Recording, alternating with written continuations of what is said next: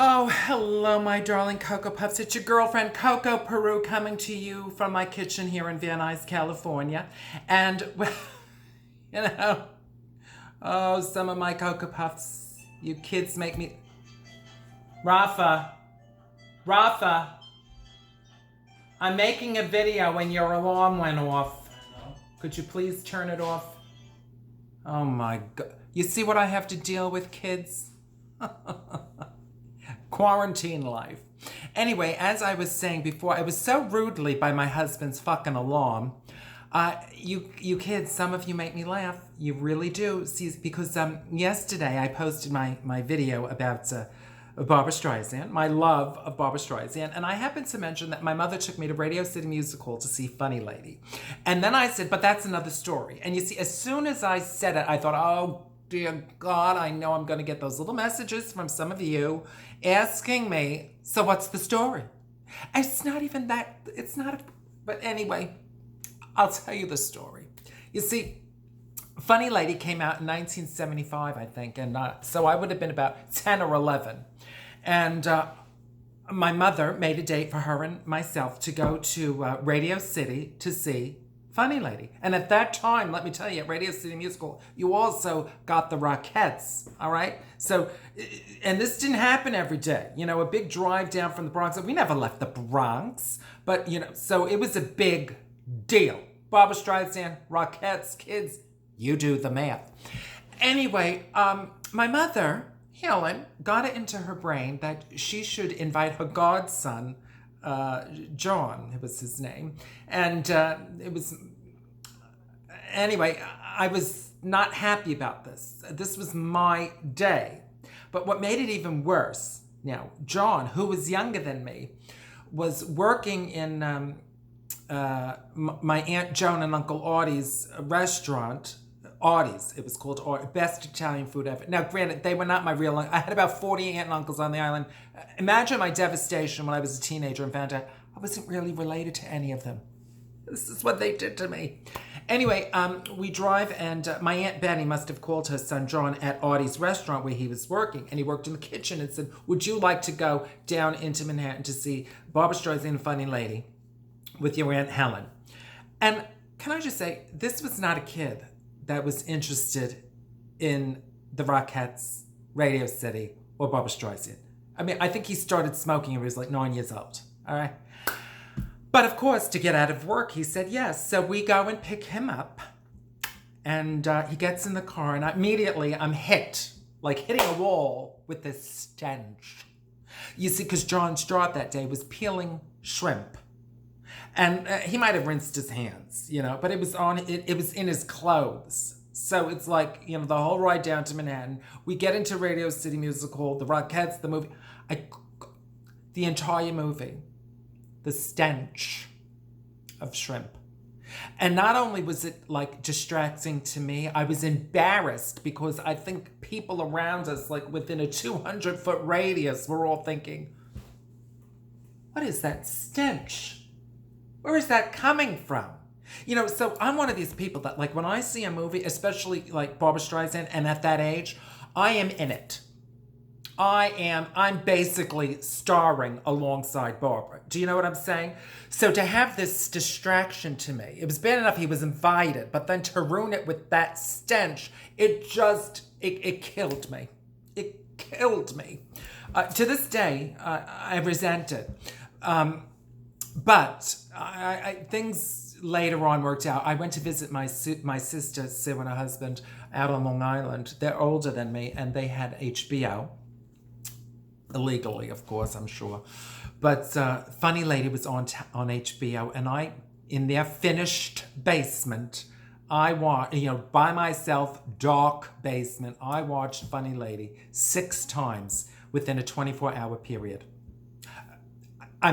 I believe it was 24-hour period. It might have been a little bit longer, but I believe it really was a 24-hour period. I watched, without any interruptions, in blackness, Barbra Streisand and Funny Lady. And honey, I was in it. I was in it, fully committed. Anyway, I just think it's so funny that at such a young age, I was just so bitter that experience at Radio City was practically ruined. It wasn't ruined all the way, but it was practically ruined for me. Anyway, I love the soundtrack, and this song that I'm going to play right now it's a bitter song that Barbara sang. I just love it. Here it comes. It's coming on.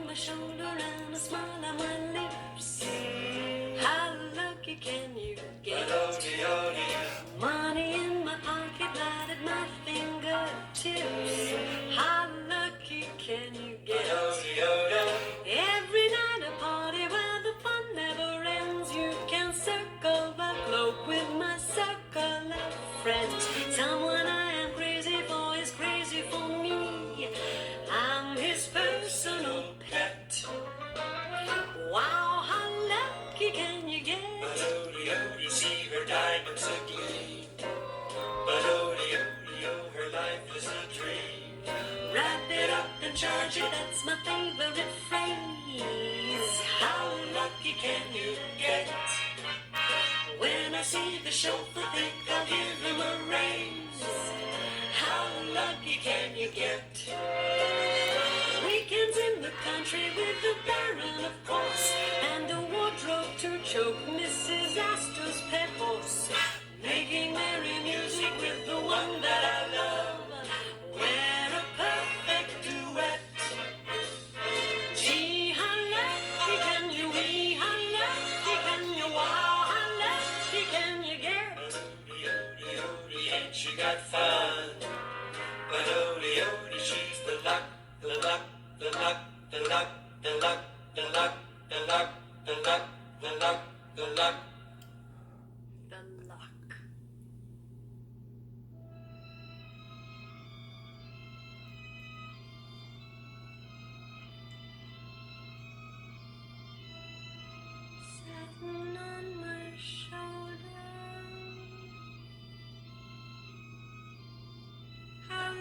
Can you get money in my pocket? How lucky can you get? Every night's a party where the fun never ends. You can circle the globe with my circle of friends.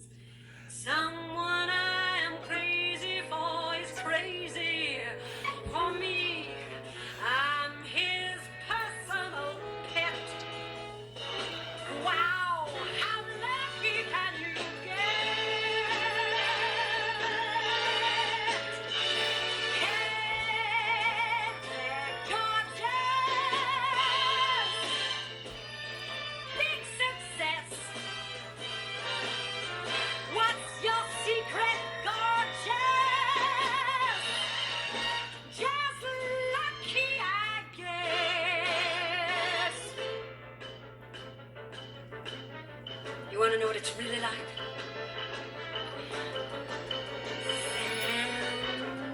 Fantastic. Satin on my shoulder and a smile on my lips. Money in my pocket, right at my fingertips. Wrap it up and charge it, that's my favorite phrase. How lucky, when I see the show, I think I'll give him a raise. How lucky, life's a bed of roses, squirting perfume on me. You can spare me the blues, I don't sing in that key. And if there's a man who leaves me, I am happy to say I haven't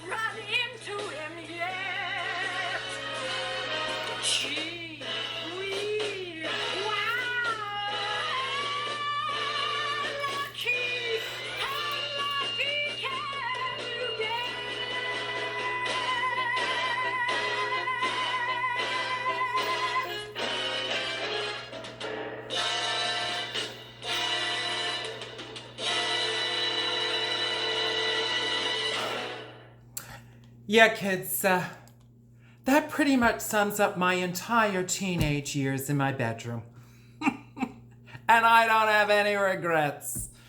All right, listen, I'm not the best lip syncer. It's not what I'm known for, but I just thought, what the fuck? I'm in quarantine. What else have I got to do? I love you, and that's the story.